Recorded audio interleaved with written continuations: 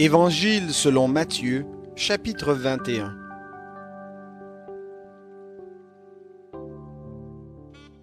Lorsqu'ils approchèrent de Jérusalem et qu'ils furent arrivés à Bethphagée, vers le mont des Oliviers, Jésus envoya 2 disciples, en leur disant : « Allez au village qui est devant vous.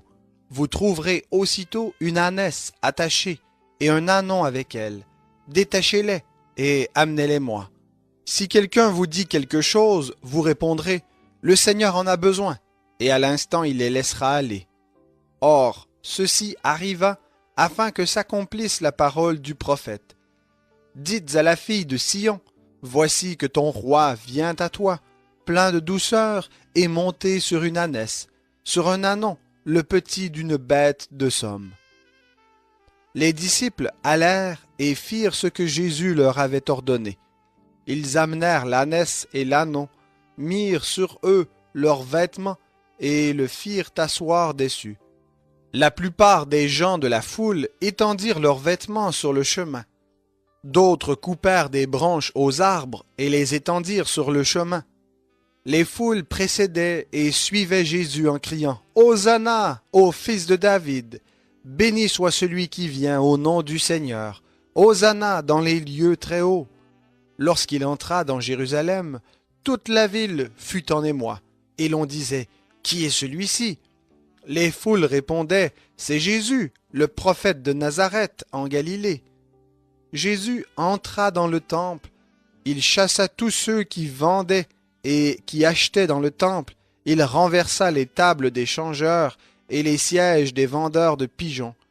Et il leur dit : « Il est écrit, ma maison sera appelée une maison de prière, mais vous, vous en faites une caverne de voleurs. » Des aveugles et des boiteux s'approchèrent de lui dans le temple, et il les guérit. Mais les principaux sacrificateurs et les scribes furent indignés à la vue des merveilles qu'il avait faites, et des enfants qui criaient dans le temple : « Hosanna, fils de David !» Ils lui dirent : « Entends-tu ce qu'ils disent ?» ?»« Oui, leur répondit Jésus. « N'avez-vous jamais lu ces paroles ? Tu as tiré des louanges de la bouche des enfants et de ceux qui sont à la mamelle. » Il les laissa et sortit de la ville pour aller à Béthanie, où il passa la nuit. Le matin, en retournant à la ville, il eut faim. Il vit un figuier sur le chemin et s'en approcha, mais il n'y trouva que des feuilles, et il dit : « Qu'aucun fruit ne naisse jamais plus de toi. » Et à l'instant, le figuier sécha. À cette vue, les disciples furent dans l'admiration et dirent : « Comment ce figuier a-t-il séché en un instant ?» Jésus leur répondit : « En vérité, je vous le dis, si vous avez de la foi, et si vous ne doutez pas, non seulement vous ferez ce qui a été fait à ce figuier, mais quand vous diriez à cette montagne : ôte-toi de là et jette-toi dans la mer, cela se ferait. Tout ce que vous demanderez avec foi par la prière, vous le recevrez. » Jésus se rendit dans le temple, et pendant qu'il enseignait, les principaux sacrificateurs et les anciens du peuple vinrent lui dire : « Par quelle autorité fais-tu cela ? Et qui t'a donné cette autorité ?» Jésus leur répondit : « Je vous poserai moi aussi une seule question, et si vous m'y répondez, je vous dirai par quelle autorité je fais cela. Le baptême de Jean, d'où venait-il ? Du ciel ou des hommes ? » Mais ils raisonnèrent entre eux. Si nous répondons du ciel, il nous dira : Pourquoi donc n'avez-vous pas cru en lui ? Et si nous répondons des hommes, nous avons à craindre la foule, car tous tiennent Jean pour un prophète. Alors ils répondirent à Jésus : Nous ne savons pas. Et il leur dit à son tour : Moi non plus, je ne vous dirai pas par quelle autorité je fais cela. Qu'en pensez-vous ? Un homme avait 2 fils.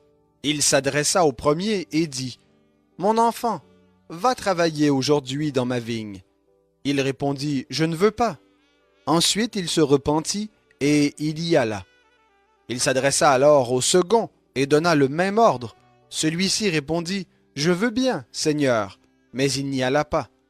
Lequel des 2 a fait la volonté du Père ? Ils répondirent : Le premier.